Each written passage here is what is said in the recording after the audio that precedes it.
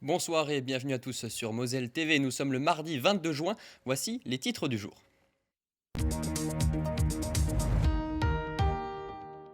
Top départ pour les soldes d'été. Pendant 4 semaines, les Mosellans pourront profiter de prix cassés.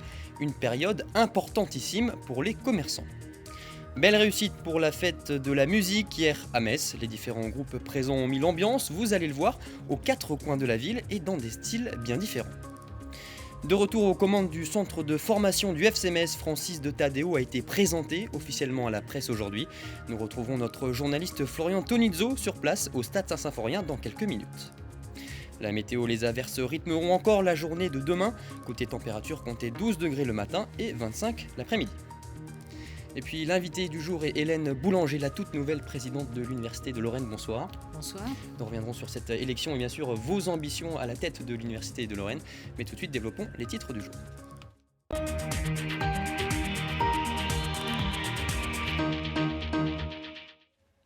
Ce mardi 23 juin marque le coup d'envoi des soldes d'été. 4 semaines capitales pour les commerçants afin d'écouler leur stock. Reportage à Metz de Colline Expert.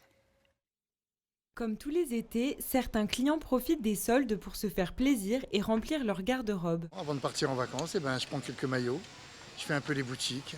À chaque solde, je vais partout, puis je mange en ville. Vous avez un budget à peu près à chaque solde ? Illimité. Bon, je fais pas tous les jours les magasins, mais voilà, j'en profite un peu comme ça. Si auparavant, les clients attendaient avec impatience les soldes pour faire de bonnes affaires, c'est désormais moins le cas dans le secteur du textile. La fréquentation n'est plus du tout la même et c'est surtout plus attendu par les clients parce qu'il y a beaucoup de promos tout au long de l'année. Donc du coup, ça n'a plus du tout le même impact qu'autrefois. Pour cette boutique de vêtements et chaussures, les soldes d'été représentent tout de même près de 20% du chiffre d'affaires de la saison. Du côté des bijoux, les clients restent friands de cette période et adoptent différentes stratégies pour acheter au meilleur prix. Les bijoux en or, ça marche pas mal bien. Après, tout comme ce qui est fantaisie, bijoux qui se portent pour tous les jours, festifs, il y a de tout. Il y en a pas mal qui viennent avant les soldes et qui attendent les soldes pour voir si le produit choisi est soldé. Il y en a qui attendent la fin des soldes et comme là au début on a souvent des remises supplémentaires donc c'est avantageux. Si la plupart des magasins se prêtent au jeu 2 fois par an, la logique n'est pas la même dans le secteur de la seconde main qui privilégie les prix bas toute l'année. Il y a souvent déjà des petits prix et on essaye vraiment de ne pas marger extrêmement sur ce qu'on a déjà. Donc du coup c'est vrai qu'il y a toujours cet aspect où les gens s'attendent un peu moins à avoir des réductions importantes sur des articles de fripe. Nous on propose des petites soldes sur des articles en particulier. Là en ce moment on est sur par exemple des petits t-shirts, des choses comme ça à moins 20, moins 30%. Mais après on n'a pas cette obligation d'écouler le stock vu que c'est du stock qu'on peut ranger et remettre même dans quelques mois. Ce sera toujours des gens qui seront intéressés par le même type de produit vu que c'est des produits qui ont déjà une vingtaine d'années. Selon une étude, un Français sur 2 compte tout de même profiter des soldes d'été pour faire ses achats de rentrée. La semaine dernière, le jeudi 16 juin plus précisément, les Restos du Cœur de Moselle-Ouest ont inauguré un nouvel espace à Metz, dans le quartier de Bellecroix. Ce nouveau lieu est dédié à l'aide à la personne, des cours de français et d'informatique. Ils sont notamment dispensés, tout comme un soutien aux démarches administratives. La fête de la musique de retour hier soir dans les rues de Metz. L'événement était très attendu après 2 ans de silence radio. Et ça s'est vu, dès 18h30, les allées piétonnes se sont remplies avec une folle envie de décompresser. Retour en images avec Anne-Sophie Gross. Du soleil, de la musique à chaque coin de la ville et surtout des rues bondées de monde. La fête de la musique a fait un retour fracassant pour son 40e anniversaire. Après 2 années plombées par la crise sanitaire, les Messins n'avaient qu'une envie, monter le son au maximum et faire la fête. Place de Chambre, le groupe de rock My Perfect Alien attendait ça avec impatience. C'est vachement mieux que quand on l'a fait en filmé dans la cave. Non, on est super contents, ça fait un bien fou. Ouais, des potes, du partage, tout ce qu'il faut, quoi. De la bière et du monde. Non, on est contents, le beau temps est là, les gens sont là, donc il faut rien de plus pour passer un bon moment. Un peu plus loin, place d'Armes, c'est le rappeur Riska qui a fait le show.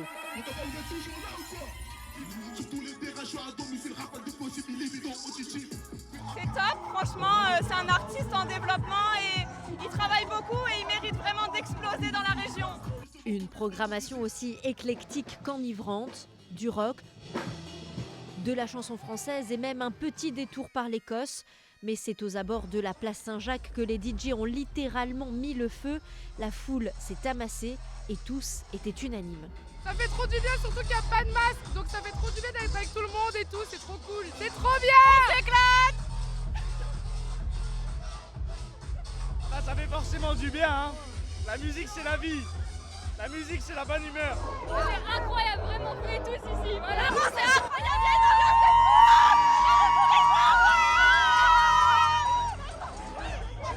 Pour tous les mélomanes, renouer avec cette tradition semblait presque vital, un besoin irrépressible de se rassembler autour d'une seule et même passion, celle de la musique, une communion qui s'est poursuivie jusqu'au bout de la nuit. Nous vous en parlons depuis quelques jours déjà. La 6e édition du Festival international d'art numérique Constellation va prendre vie à Metz. Avec son parcours nocturne baptisé Pierre Numérique, le festival met à l'honneur 10 installations visuelles et sonores distillées dans le cœur historique de la ville.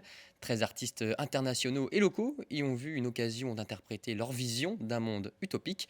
Reportage Chloé Gaillard. À travers leurs installations visuelles et sonores, 13 artistes ont investi le cœur historique de Metz. Vacillant entre dystopie et utopie, la dizaine d'œuvres numériques installées explore les limites du monde moderne. Elles questionnent leur environnement en dialoguant avec lui, en dialoguant avec l'espace, en dialoguant avec les parcs, les jardins. Donc il y a une rencontre entre les nouvelles technologies et les espaces verts. Du Temple Neuf à l'église des Trinitaires, en passant par le musée de la Cour d'Or, ces créations abordent des préoccupations sociétales actuelles, à commencer par les dérives de l'action humaine sur l'environnement, un concept exploré avec Lotus. L'idée, oui, c'était d'inverser un peu le rapport d'échelle, de faire des fleurs volontairement très grosses pour qu'on se sente petit, mais c'est surtout qu'on se sente humble et qu'on ait une certaine forme d'humilité et d'inviter à la réflexion sur notre rapport qu'on peut avoir avec la nature. Ouvert à l'international, le festival a cette année confié les clés de la cathédrale Saint-Étienne à 2 collectifs espagnols et japonais. Grâce aux pixels projetés sur sa façade, le monument se transforme en un support de sensibilisation. Nous avons proposé cette œuvre avec l'idée de montrer les 2 types de futurs qui nous attendent. Le premier est complètement sombre, mauvais, sans lumière. Le second est éclatant et n'a pas subi les effets du changement climatique. Le parcours nocturne Pierre Numérique fait également la part belle aux artistes locaux émergents. Le musicien messin Romain Muller a ainsi mis à profit ses influences synthé-pop au sein du cloître de l'Hôtel de Ville. Les spectateurs y plongent dans une création qui conjugue son et lumière, tout en questionnant la perception des corps dans l'espace. C'était d'utiliser une technique qu'on appelle la spatialisation sonore, qui est là donc en 12 points, c'est-à-dire donc 12 enceintes. Et là, j'ai pu m'amuser vraiment avec tous les synthés qu'on appelle arpégiateurs, c'est-à-dire c'est tous ces synthés qui tournent beaucoup. Il ne faut pas hésiter, il ne faut pas être timide. Il ne faut pas qu'il y ait de distance entre l'œuvre et le spectateur. Au contraire, il faut que ce soit un tout. Bercé de poésie, de contemplation et bien sûr d'utopie, Constellation reste une invitation à une profonde introspection. Et après le parcours nocturne, vous pourrez découvrir le parcours diurne, art, festival et jardin à partir de demain. Mercredi oblige, Alicia Iblot vous donne rendez-vous dans la boîte à malice à 19h. Au programme, entre autres, de cette nouvelle émission, une rencontre avec Pierre Hannot. Il réalise un doublé gagnant avec la parution d'un nouvel album Lumière Noire, mais également d'un nouveau roman Jusqu'au bout, la nuit, paru chez Confident Éditions. Un roman noir qui fait le jour sur un ancien collabo, comme il l'explique ici, regardez.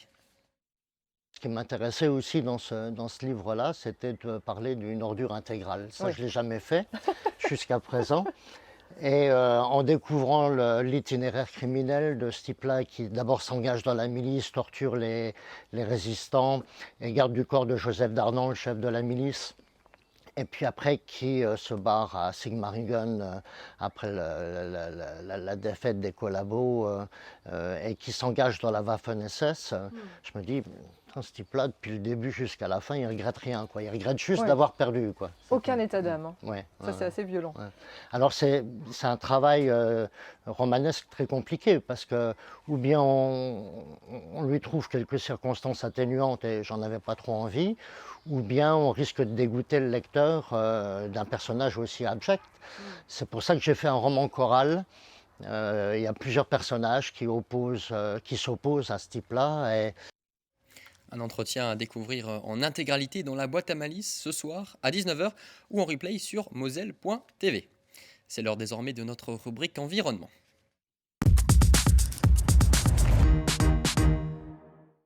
Les drives fermiers suscitent un intérêt grandissant, et ce notamment depuis la crise sanitaire. À Cirque-les-Bains, les habitants ont justement vu apparaître au lendemain des confinements 2 conteneurs sur le parking rue de la Gare. Il est géré par des producteurs de la région. De nombreux habitués viennent chercher leurs commandes chaque vendredi. Reportage sur place avec Lucie Philippot.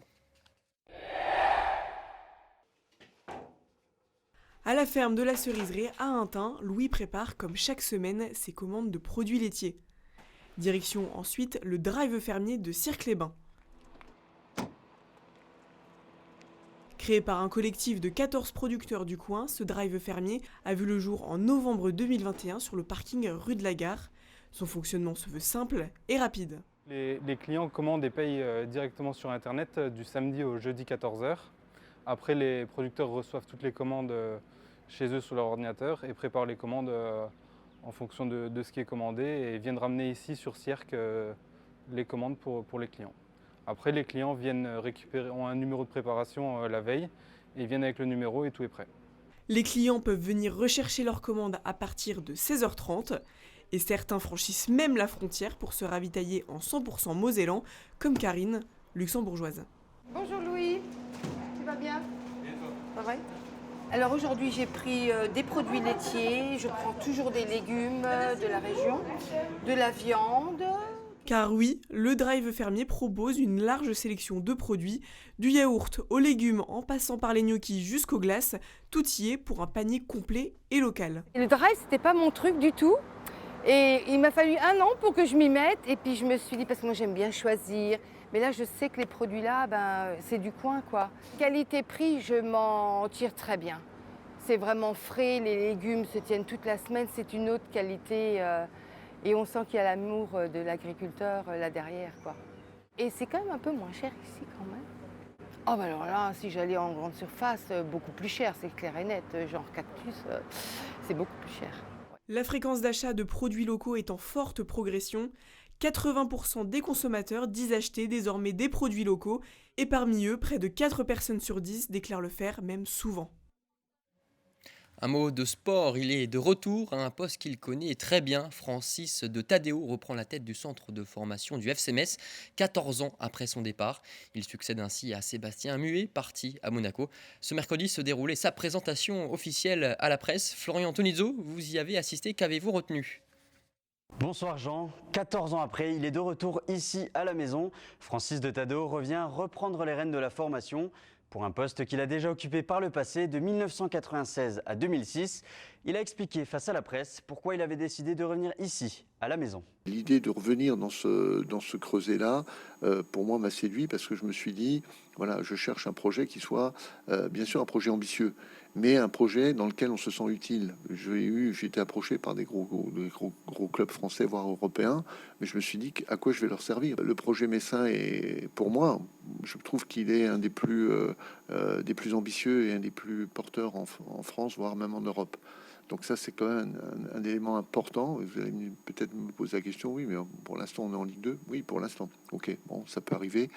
Mais l'objectif qu'on a, c'est le moyen long terme. Donc, c'est de construire. La formation, c'est une affaire aussi de temps, c'est une affaire d'émergence, c'est une affaire de travail.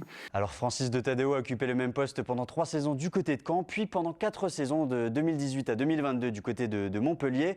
Il aura pour mission ici de remettre la formation au cœur de la stratégie sportive du club messin pour permettre à des jeunes pousses et des jeunes pépites du club à la Croix-de-Lorraine de percer en équipe première. La question, c'est effectivement, est-ce qu'on peut produire des joueurs de haut niveau à Metz? La réponse, elle est bien évidemment oui, puisque Metz a toujours su le faire. Il n'y a pas de raison qu'on ne soit pas capable de le faire. D'autant plus que les conditions d'accueil, les conditions de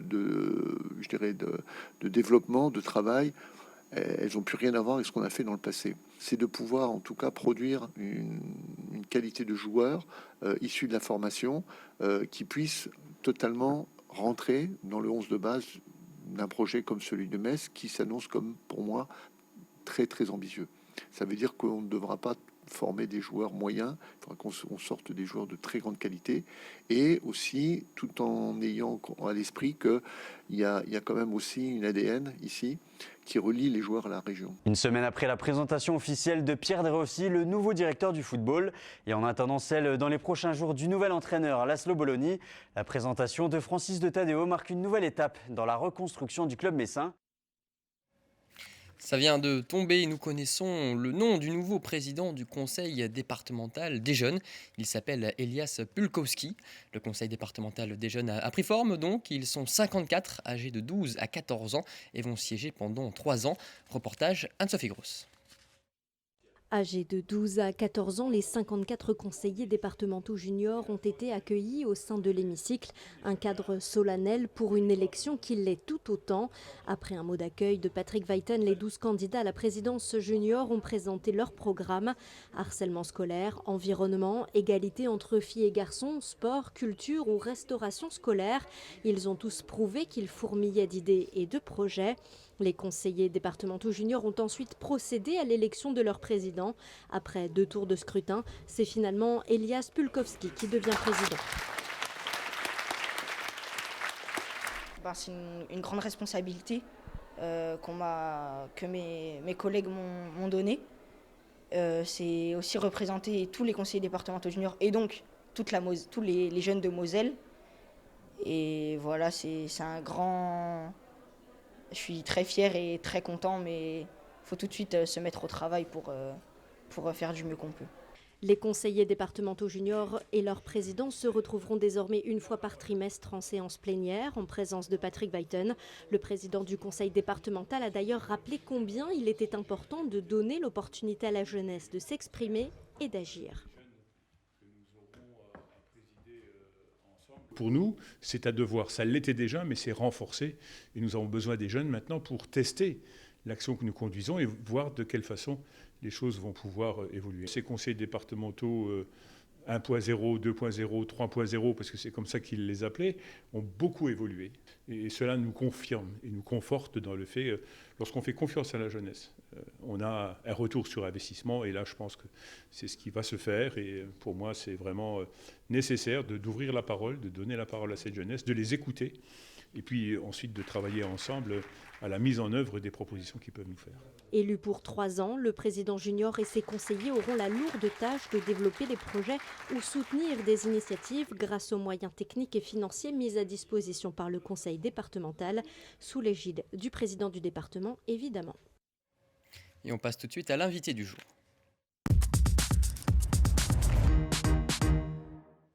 Je vous le disais, Hélène Boulanger est avec nous ce soir. Vous avez pris récemment la succession de Pierre Mutsenhart à la tête de l'Université de Lorraine pour un mandat de 5 ans. Alors le chemin pour y arriver fut animé. Quel était votre premier sentiment lors du dénouement, du soulagement, de la fierté peut-être aussi ? La fierté, mais la fierté aussi pour l'établissement. Je suis fière d'être appelée à présider un établissement de cette taille, de cette réputation, de cette ampleur, avec une telle qualité d'ancrage dans les territoires lorrains, de telles performances aussi à l'international. Donc une grande fierté. Alors je le rappelle, vous êtes maîtresse de conférences en sciences de l'information et de communication et chercheuse au Centre de recherche sur les médiations à Nancy et à Metz. Vous étiez également première vice-présidente de l'Université de Lorraine en charge du conseil d'administration. Alors Hélène Boulanger, vous n'êtes pas arrivée ici par hasard ? C'est un chemin de progression régulière. Je ne sais pas si on peut dire arriver par hasard, en tout cas arriver par détermination, ça c'est certain. Oui. Alors le départ avant le 3e tour de scrutin d'une partie des membres du conseil d'administration, la nomination d'un administrateur provisoire pour gérer les affaires courantes. Est-ce que cet épisode va laisser des séquelles au sein de l'établissement ? Je ne pense pas, parce que c'est un des signes d'expression de la vitalité démocratique à l'intérieur de l'établissement. C'est donc un épisode, on en a parlé avec les collègues élus au Conseil assez longuement, c'est un épisode parmi d'autres. Maintenant, il est temps de passer à une autre étape de l'histoire et de s'engager dans la construction de notre avenir commun. Le climat est serein aujourd'hui ? Oui, très serein. Alors avant l'élection, Christophe Schmitt, votre adversaire, qui a d'ailleurs fini avec 6 voix, a fait un geste d'ouverture, geste que vous avez refusé, du moins avant le vote. Pourquoi ne pas avoir négocié à ce moment-là ? Et où en est-on aujourd'hui ? Alors, je ne pense pas avoir refusé un quelconque geste d'ouverture. Ma porte est toujours ouverte et elle restera toujours ouverte. On a eu de nombreux échanges à l'issue de mon élection à la présidence de l'université. Et aujourd'hui, j'ai présenté donc au conseil d'administration hier, au conseil de la formation et de la vie universitaire aujourd'hui, la démarche de gouvernance ouverte et cohérente que je propose, c'est-à-dire l'ouverture d'un certain nombre de postes de vice-présidence à des représentants d'autres listes ou d'autres tendances politiques dans l'établissement, mais en s'assurant d'une forme de cohérence et un renouvellement du positionnement des conseils dans la vie d'établissement. Je renforce considérablement le rôle des conseils et des élus pour établir un véritable contre-pouvoir, ce qui, à mon sens, garantit les équilibres et traduit la logique de la vie universitaire, de la vie démocratique de l'université, qui s'appuie sur un système de représentation à la proportionnelle. Bon, cet épisode est terminé. Alors vous avez l'expérience, le métier. Quelle présidente vous voulez être ? Alors, je suis une présidente au service de l'ensemble de la communauté universitaire, de ses partenaires. Je suis une présidente qui porte des ambitions pour l'Université de Lorraine, parce que pour exister, pour offrir une bonne qualité d'accès à l'enseignement supérieur et à la recherche à l'ensemble des Lorrains, donc Mosellans, Vosgiens, Meurthe-et-Mosellans, Meusiens, nous avons besoin d'un établissement performant qui est reconnu au niveau international. Donc ce sont des ambitions fortes au niveau international et une volonté de poursuite et de renforcement de l'ancrage dans les territoires, avec un objectif principal qui est assurer nos missions de service public, et au premier rang desquels il y a offrir un accès de qualité à l'enseignement supérieur pour les jeunes Lorrains. Justement, vous parlez d'ambition. Quelle vision vous avez de l'Université de Lorraine dans 5 ans, à la fin de votre mandat ? Dans 5 ans, c'est une université de rang européen, d'un rang européen affirmé, qui existe dans le concert des grandes universités européennes qui sont positionnées comme nous le sommes, c'est-à-dire à la fois pluridisciplinaires, et en même temps très forte sur le plan technologique et des sciences pour l'ingénieur. Alors on parle souvent du déséquilibre entre Nancy et Metz, à cause notamment du manque de moyens. Comment remettre sur le même piédestal ces 2 locomotives finalement de la région ? Alors on est en train de parler d'une situation qui est effectivement déséquilibrée, mais qui est le fruit de l'histoire, un héritage qui a été construit bien avant que je ne sois née. Pourtant, il y a déjà un certain nombre d'années. Cet héritage, on ne peut pas le transformer ou le modifier à coups de baguette magique en l'espace de quelques mois. C'est un travail de longue haleine qui doit nous conduire à avoir des échanges avec l'État, parce que ce sont des questions qui relèvent de l'aménagement du territoire. Il y a une concentration de population, des forces en termes de population en Moselle qui n'ont pas aujourd'hui l'accès à l'enseignement supérieur dont elles pourraient bénéficier en proximité. Comment on travaille avec l'État dans cette dynamique d'aménagement du territoire ? C'est un sujet sur lequel je compte bien avancer au cours de mon mandat. Comment on travaille avec les collectivités aussi pour développer les projets et faire en sorte que notre activité de formation, de recherche, d'innovation, elle soit le plus adaptée possible avec les stratégies de chacun de ces territoires. Alors est-ce que vous comprenez quand même le cri du cœur du maire de Metz, François Grosdidier, sur l'université à Metz ? Tout à fait. Oui, je le comprends, je l'ai dit tout à l'heure. Pour moi, le déséquilibre, il est là, mais c'est le fruit d'un héritage. Je voudrais juste qu'on se rappelle qu'avant la création de l'Université de Lorraine, la dynamique de l'enseignement supérieur et de la recherche sur la métropole de Metz était dans une situation assez inquiétante. La création de l'Université de Lorraine a permis de ramener la métropole de Metz dans le concert des grandes villes universitaires. Aujourd'hui, la question, c'est comment on va plus loin, comment on obtient de meilleurs résultats et comment on apporte un meilleur service aux futurs étudiants lorrains, aux étudiants lorrains, mosellans, bien évidemment, comment on assure le développement des territoires, comment on accompagne le développement économique des entreprises de ces territoires. Et là, la réponse est là à construire avec les collectivités, les universités, les associations, les organisations professionnelles et tous les partenaires qui ont intérêt en fait à ce que se développe la recherche, la formation et l'innovation sur ces territoires. Pour terminer rapidement, quels sont les gros dossiers là, pour la rentrée? Plusieurs gros dossiers. J'imagine qu'il y en a beaucoup. Déjà, organiser la rentrée, c'est la première chose, l'accueil des étudiants, le développement de la stratégie européenne de l'établissement avec l'entrée dans une université européenne, des projets qu'on porte aussi au niveau de l'université de la grande région. Et puis, une priorité absolue qui est remettre du lien entre tous les membres de la communauté universitaire. Nous sortons de 2 années un petit peu compliquées de crise sanitaire pendant lesquelles on ne s'est pas trop vu, à part par écran interposé. Aujourd'hui, il est essentiel de pouvoir se retrouver, de renouer ces liens et de reconstruire la confiance et la foi qu'on a des uns dans les autres. Donc c'est ce chantier-là de réinvention de cette communauté universitaire, de recréation de liens qui, pour moi, constitue l'essentiel de ce début de mandat. Mais l'horizon que je vise, et c'est un horizon sur lequel je suis absolument déterminée, c'est parvenir à améliorer l'accès de l'ensemble de la jeunesse lorraine à l'enseignement supérieur et à la recherche. Et ça vise tout particulièrement le département de Moselle, le département des Vosges, le département de Meurthe-et-Moselle, le département de Meuse, où il y a là beaucoup de progrès à faire en la matière, et nous avons un rôle essentiel pour cela. Merci infiniment Hélène Boulanger d'être venue ce soir sur notre plateau. Merci à vous. Et puis nous terminons avec l'image du jour, comme chaque soir. Tous les après-midi jusqu'au 2 juillet, la citadelle de Beach propose une présentation pédagogique de la fauconnerie. L'objectif, parler des problématiques que rencontre le monde des rapaces, comme l'éolien ou les pesticides par exemple, mais aussi rappeler son importance pour la biodiversité. Pour le moment, plus de 1000 enfants des écoles du secteur sont déjà inscrits pour y assister. C'est sur cette image que se termine Moselle Info. Tout de suite, retrouvez la météo avec René Anne, suivi du face-à-face. Arnaud Demerlet reçoit Pierre Tacconi, maire de Guénange, conseiller départemental. Ensuite, retrouvez à 19h la boîte à malice. Excellente soirée sur Moselle TV.